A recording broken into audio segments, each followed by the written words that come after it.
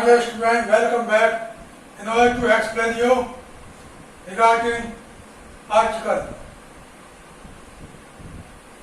Before this, I taught you yesterday how to write formal and informal letter, but today I am going to teach you about how to write an article on any given topic. Question is, write an article in about 125 words on how to solve unemployment problem. You are Sumit Salne. समस्या है how to solve unemployment problem. So, first of all,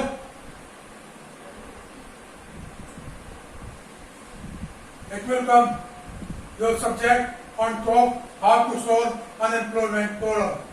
It is your subject first of all, which will come on top of the question.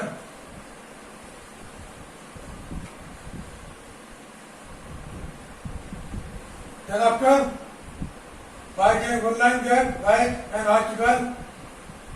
By giving one line gap, by giving one line gap, Salni, your name, whatever your respective name is in the question, first of all. And by giving one line gap, from left to right, you can write down. There is a lot of problems in our nation as unemployment, inflation and population. But one of them is unemployment. My dear student, I want to tell you the most important thing. सबसे बड़ी बात मैं ये बता देना चाहता हूँ, article हो या कोई लेक्चर हो या स्पीच हो, उस जो भी आपको टॉपिक दिया है, जो भी आपके टॉपिक टॉप पे लिखा हुआ है, whatever topic is written on top, that you have to add to the previous thing. उसको आपने सबसे पहले उसको आपने किसी पहली वाली चीजों से जोड़ना है और वो भी उससे मेल खाती हुई, एकदम नहीं लिखना उसके बारे में, और वो लास्ट में आना चाहिए, लिंक उसका पैदा करना है बाकी चीजों से. Whatever you have written on top as a subject, how to solve unemployment, then this problem you have to add. This problem you have to link to the previous connected link. इसी के संबंधित जो connected problem है उससे आपने जोड़ना है, तब ये आएगा. एकदम से आपने इसको नहीं दिखाना. So there is a lot of problem in our nation and unemployment, inflation and population, but one of them is unemployment. It is made by not to get the job as per education. बहुत सारी समस्याएं हैं, बेरोजगारी है, महंगाई है और population है, लेकिन सबके अंदर अनएम्प्लॉयमेंट एक प्रमुख है. इसका मतलब ये नहीं होता कि उसमें कोई स्टेट गवर्नमेंट की कमी है या किसी गवर्नमेंट की कमी है, नहीं, बल्कि उसका मतलब ये होता है कि not to get the job as per qualification, कि जो आपकी एजुकेशन है उसके मुताबिक आपको जॉब नहीं मिला, इसी का मतलब अनएम्प्लॉयमेंट है. अनएम्प्लॉयमेंट का मतलब ये नहीं कि आपके पास पैसा है या कोई बिजनेस है और आपके पास कोई सर्विस नहीं है. अगर आपके पास पैसा है, कोई ना कोई जरिया है पैसा कमाने का, तो दैट मीन्स आप बेरोजगार नहीं है. हाँ, एजुकेशन के मुताबिक आपको जॉब ना मिलना, ये बेरोजगारी में आता है. It is because of not taking stress as well as not to be aware for the interest and interview. ये अगर बेरोजगारी है तो उसकी वजह ये है कि आप इंटरेस्ट ना लेना, as well as not to be aware, जागरूक नहीं होना, लेकिन कैश को इंटरव्यू या इंटेंस जो होता है फिर सर्विस के बारे में, उसके बारे में जागरूक ना होना, चाहे लेकिन कैश हो, इंटरव्यू हो या एंट्रेंस एग्जाम हो, और बिना जागरूक हुए अगर आप पेपर देते हैं, बिना उसका महत्व समझे हुए और बिना उसके बारे में जागरूक हुए या इंटरेस्ट किए हुए, तो मेरा ही मानना है आप एंट्रेंस पास नहीं कर सकते और लेकिन टेस्ट पास नहीं कर सकते. और रही बात इंटरव्यू की, इंटरव्यू में तो पहुंचने का सवाल ही पैदा नहीं होता. Also not to clear any cash opportunity. Also it is because of increasing population. और ये समस्या सिर्फ यहीं तक डिपेंड नहीं करती, बल्कि इसका एक कारण ये भी है कि हर रोज पॉपुलेशन बढ़ रही है, creation of this problem is because of the people. मगर इस बढ़ती हुई जनसंख्या का कारण कोई गवर्नमेंट नहीं, ना केवल स्टेट गवर्नमेंट, ना केंद्र गवर्नमेंट, ना लोकल गवर्नमेंट, बल्कि हम और आप खुद हैं। ये समस्या पॉपुलेशन प्रॉब्लम की समस्या, इसकी ये समस्या कुछ जनता की है, यानी कि हमारी और आपकी। इसके पीछे और किसी का हाथ नहीं है। ये समस्या हमने बनाई है और हमें रोजगार नहीं मिला या हमें एजुकेशन मुताबिक रोजगार नहीं मिला, एजुकेशन मुताबिक हमें कमाई वाला रोजगार नहीं मिला। इसके लिए जिम्मेदार हम ही हैं, क्योंकि हमने कीन इंटरेस्ट नहीं लिया एंट्रेंस टेस्ट पास करने के लिए, सेकेंड टेस्ट पास करने के लिए, इंटरव्यू देने के लिए वो इंटरेस्ट हमने नहीं दिखाया ये सब टेस्ट पास करने के लिए। नहीं तो जब दूसरे हो सकते हैं तो फिर हमारे अंदर क्या, और वो नहीं दिखाया। एक ये वजह कि हमने इंटरेस्ट नहीं दिखाया एंट्रेंस टेस्ट में मेहनत करने में, सेकेंड टेस्ट पास करने में या इंटरव्यू पास करने में। और दूसरा कारण यह है कि बढ़ती हुई जनसंख्या है, ये भी एक कारण है। और ये दोनों ही कारण बढ़ती हुई जनसंख्या है या हमारी एजुकेशन इतनी ठीक नहीं है कि हम कोई टेस्ट पास कर सकें, हम इतने जागरूक नहीं है शिक्षा के प्रति, या हम इतना इंटरेस्ट नहीं ले रहे किसी भी इंटरव्यू या किसी भी सर्विस को लेने के लिए। तो इसका मतलब ये हुआ, ये दोनों वजह ये हमारी खुद की है, यानी आपकी यानी जनता की। इसमें गवर्नमेंट का कोई रोल नहीं। And the people mostly the new student are held by requested and advice. चलो जो भी है ये समस्या, वो समस्या जैसी भी है उसको छोड़ो, मगर तो फिर खासतौर से नए स्टूडेंट से रिक्वेस्ट किया जाता है और सलाह दी जाती है in order to take keen interest by becoming aware regarding that education, कि वो कीन मतलब तेज इंटरेस्ट ले, अवेयर होने के लिए, जागरूक होने के लिए शिक्षा के प्रति इन ए प्रॉपर वे एंड पूरी तरह से एंड पासिंग इस test accordingly what they have clear, और हर टेस्ट को इस तरह से पास करें जो भी वो टेस्ट में प्रवेश होते हैं, चाहे वो एंट्रेंस टेस्ट है, चाहे वो रिटन टेस्ट है, चाहे वो इंटरव्यू है। Also the pupil is requested to be aware about explosion of the increasing population, और साथ ही जनता को यह भी रिक्वेस्ट करता है कि उन्हें इस बात में भी जागरूक होना चाहिए कि जो बढ़ती हुई जनसंख्या का जो स्पॉट है उसके बारे में भी उनको जागरूक होना चाहिए। Similarly they should control over increasing population, और इसके लिए जनता को खुद को बढ़ती हुई जनसंख्या पे कंट्रोल करना चाहिए। As well as they should also take interest towards their education, और अपनी शिक्षा के प्रति, अपने रिटन टेस्ट के प्रति, अपने एंट्रेंस टेस्ट के प्रति, इंटरव्यू के प्रति, रिटन टेस्ट के प्रति, सारे टेस्ट के प्रति और अपने आप को कामयाबी करने के प्रति खुद को ही जागरूक होना चाहिए, खुद ही मेहनत करनी चाहिए, तभी शिक्षा आप कामयाब हो सकती है। और साथ ही अगर बढ़ती हुई जनसंख्या का हम और आप कंट्रोल करते हैं, हम अवेयर होते हैं, पढ़े लिखे जैसी ड्यूटी और जिम्मेदारी समझते हैं, तब हमारी ये समस्या unemployment problem can be automatically, ये रोजगारी की समस्या अपने आप हल हो सकती है और इसकी कोई वजह नहीं।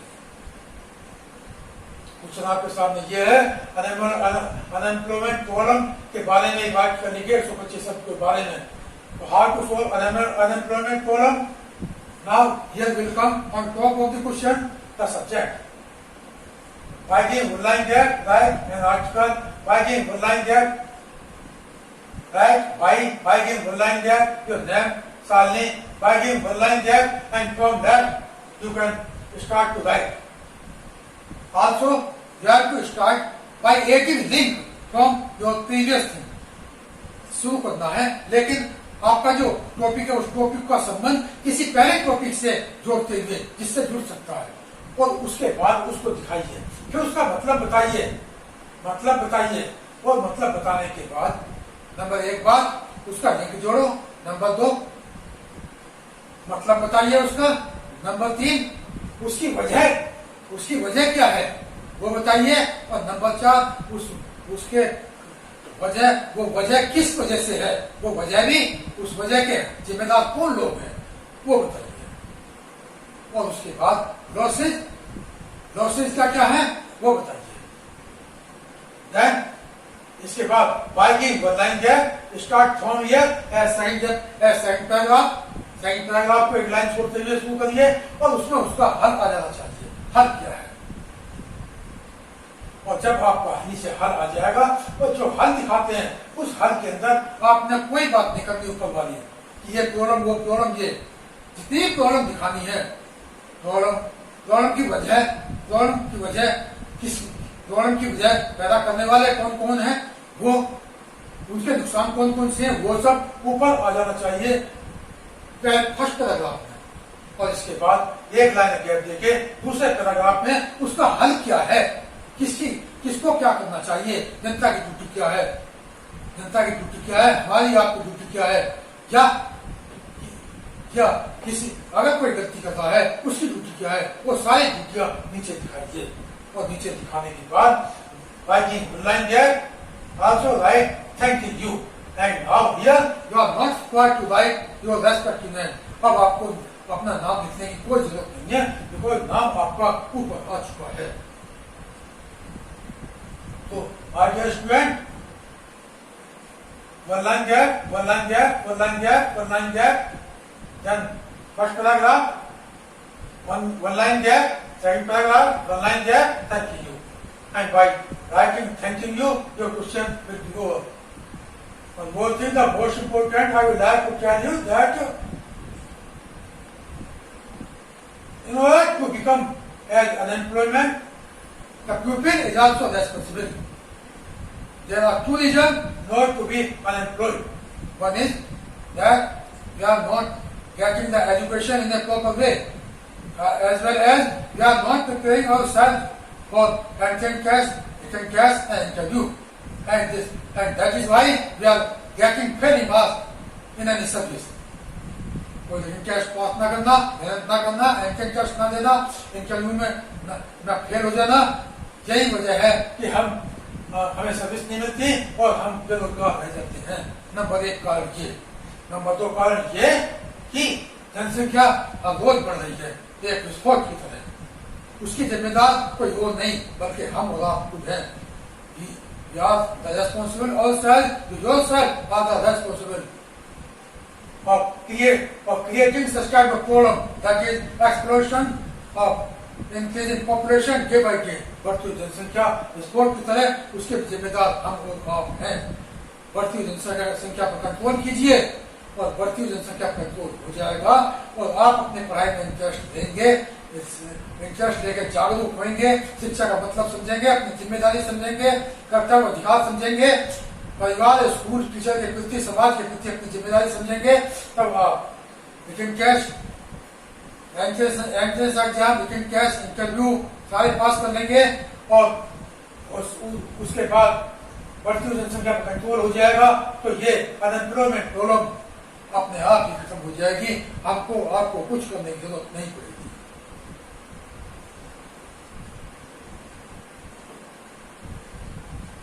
Not to say more than I finish myself here, I finish my lecture here as an article. Today's topic is over, and tomorrow morning I will meet you again for the next chapter. One more thing I want to tell you before finishing the lecture, that you have to write only the concrete words, only the needed words, only the required words, not less, not more. जितने शब्द पूछे गए हैं उतना ही लिखना, ना कम ना ज्यादा। वो सब लिखने हैं जो बोझ वाले शब्द हो, जिनसे वैल्यू बने। फालतू कहानी नहीं लिखनी, because by writing in it as a story you cannot be given the full marks। क्योंकि कहानी लिखने से नंबर नहीं मिलते। अगर एक बच्चा खाना खाता है, वो ज्यादा रोटी खाए और रात की बनी हुई बासी रोटी खाए, उन बासी रोटी ज्यादा खाना खाने से सेहत नहीं बनती, बल्कि कम रोटी और कम खाना और अच्छा खाना खाने से सेहत बनती है। इसलिए मैं आपको सलाह देता हूँ, बताता हूँ कि ज्यादा लिखना, उल्टा सुलटा लिखना, बिना तरतीब लिखना, और जिन शब्दों का या लाइन का कोई मतलब नहीं है वो शब्द लिखना, ज्यादा लिखना, उसका कोई मतलब नहीं। बल्कि अच्छा है आप थोड़ा लिखो, लेकिन अच्छा लिखो, स्टैंडर्ड कंडीशन में लिखो, स्टैंडर्ड कंडीशन वाले शब्द लिखो, जितनी जरूरत है उतने ही लिखो, ना कम ना ज्यादा। And by doing such you will be given the marks more and more by the examiner. By saying this one, from my side, the chapter or topic is over. Tomorrow morning, I will meet you again for the next chapter. धन्यवाद, नमस्कार, जय हिंद।